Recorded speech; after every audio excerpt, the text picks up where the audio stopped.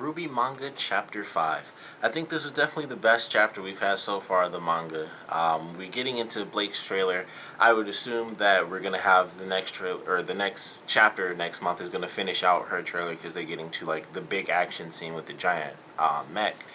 So I'm excited for that as well to see, especially how they do Adam's ability, kind of his wilting ability. That should be pretty cool. But I think the designs look really good for the characters. They actually look like themselves, which really hasn't been an issue since I would say, really since they did Weiss's trailer when they started her stuff. But like the first two were a little hit or miss because they had characters like Gang looked like Panty from Panty and Stocking. Jean didn't really look like himself too much. Carden looked nothing like himself. He looked like way skinnier and he had like a different hairstyle and everything. So he didn't look anything like himself. But this one, and kind of going off of the last two chapters with Weiss's trailer, I think this one did a really good job. The characters look like themselves from the series. The action was really great in this one. I think they had a bit of action. It's obviously a very different style with Weiss battling against the giant Grim armor. It was very different in that last chapter, but it looked really cool. And then in this one, it was like just a ton of cool stuff. We got to see like Blake's shadows and stuff like that. I'm not 100% sure what they're called. I just call them shadows.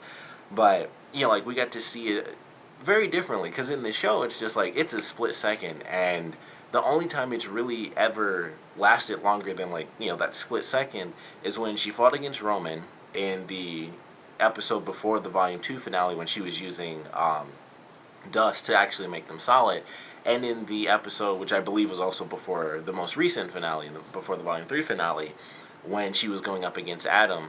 And I won't talk about that. I mean, at this point you should probably have seen it already, but those are really like the only two times they've been solid, and the time against Adam was the only time it was like just a normal shadow anyway. But I thought it was really cool, and they have the moment where kind of the robots kind of come at her, and we see her behind them, but we see this sort of it's like a transparent version of herself, and it's kind of fading away. And I think that looked very cool because we don't get to see that a lot in the show, and it doesn't really look like that at all because it kind of looks like bleeding ink when her shadows kind of disappear, because it's really fast, but if you watch the Volume 3 episode, it's still about the same, I believe. It's been a while since I actually watched that one, but I'm pretty sure it's still like the colors look like they start to bleed in one direction and then the whole thing kind of vanishes. So it looked really cool. I thought that was nice. Like I said, the designs for the characters still look really cool. Adam looked nice. Blake looked good. It was kind of funny when I was looking at it. Normally with her design, it's very obvious. Like she has like I think they're like thigh high leggings or whatever you call them. I really don't know. But then she has like the gray portion of it, which I don't even know what that would even be called. I'm just going to be honest.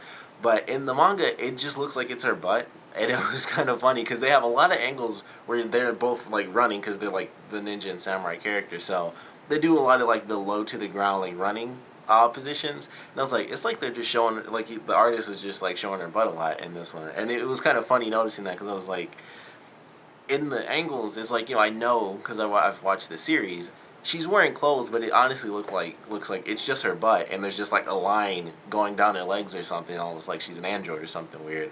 But that was something I noticed. I'm like, it's really hard to kind of translate that. They could have done it because there's grayscale in manga. Like there's a ton of stuff where it's black, gray, and solid white. But it was like they could have definitely done that as like in between or something, some extra patterns. But maybe he didn't have the time or something, because I know it takes forever to do a manga, even if it's just one chapter. Although it's monthly, so I guess he could have. He just chose not to. But I just thought that was an interesting thing as far as the art style, or art choice for this one, like not actually making it gray and it's just like solid white like your skin. But it looked really good. I think one of my favorite scenes is definitely the scene where she's like jumping around a lot, and it's like 2 full pages, and she's jumping around a bunch, taking out all these different robots and stuff. And Adam's he's got his one because he doesn't have like super speed or anything, but it was a cool shot, and she's like all over the page and he's in his little spot taking one out. And I was like, that looks really cool. The art for pretty much all the action, I think, was very good, because I mentioned this before, and I believe it was the last chapter when Weiss was fighting the giant Grim armor. There was one shot where it was like, it's hard to tell what angle this is at, because like I can't tell if she's upside down or what the heck is happening. I didn't have that at all in this one, And I think that's very interesting because you think you'd have it way more with, the characters who move much faster. Because Weiss, she moves around, she has a solid, she fights like with rapier style. So it's a very solid stance, and she had her moments where she was up in the air. But in this, where they're jumping all over the place, I was like, it's interesting that not a single moment, for me at least, was I confused as to what where they were in relation to the ground and gravity and stuff like that. Like, were they near the ceiling? Were they near the ground? This wall or that wall, or where were they at? So I thought that was really good. I knew I would enjoy this one as my favorite just because I love Blake and Adam, because they're like, as soon as I saw that trailer, I was like, well, she's the ninja and he's the samurai, so I was like, they're instantly my favorites. But I really did enjoy this chapter. I thought it was really well done. Very excited to see how they do the next one. And I'm assuming, it'll finish up the trailer, but I'm curious where they're going to be taking it pretty soon, because, we had the little bit early on where it kind of jumped and it was kind of in between episodes of the first volume. And we haven't had that since. Like, we had the little bit of Ruby's trailer in like the first 2 or 3 pages of the very first chapter of the manga. And then we had the second issue, which was also kind of in between episodes as well. And then once they jumped to Weiss's trailer, it's solid trailer content. And with this one, it doesn't seem like they're adding anything extra, because it still starts at the same place. They had like the little image kind of before the mission truly started, and it's like a little, a young Blake.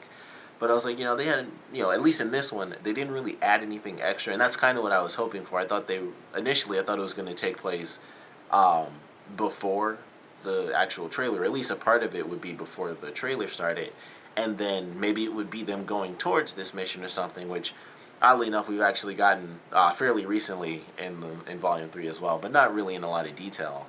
So I thought it was going to do that, but it kind of just had like the first page was just like, a young Blake, and it's just like the words behind her and stuff.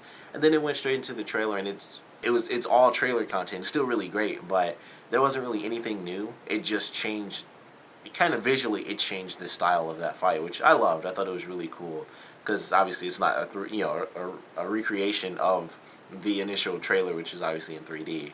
It was like a lot of cool different stuff that we didn't even see, from the trailer, like close-ups and stuff like that, like with the shadow and things like that. So certainly enjoyed it, but I would like to see them go into more detail, because really they're like the two characters I want to know the most about, and excluding Yang's mother, Raven.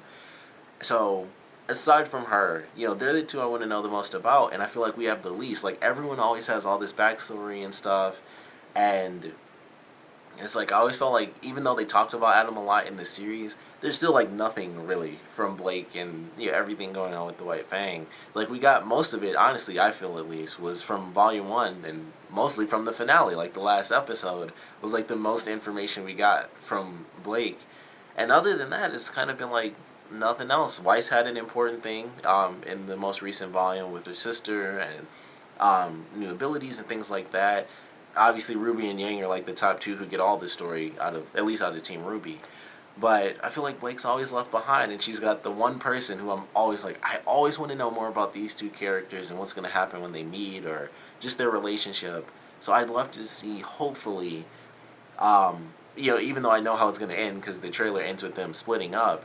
So I doubt it'll give us any extra information, but I'd like to see what happens after that. It'll most likely focus on Blake more than it would, on Adam, and exactly where she goes next and what happens when, that train gets to wherever it ends up going.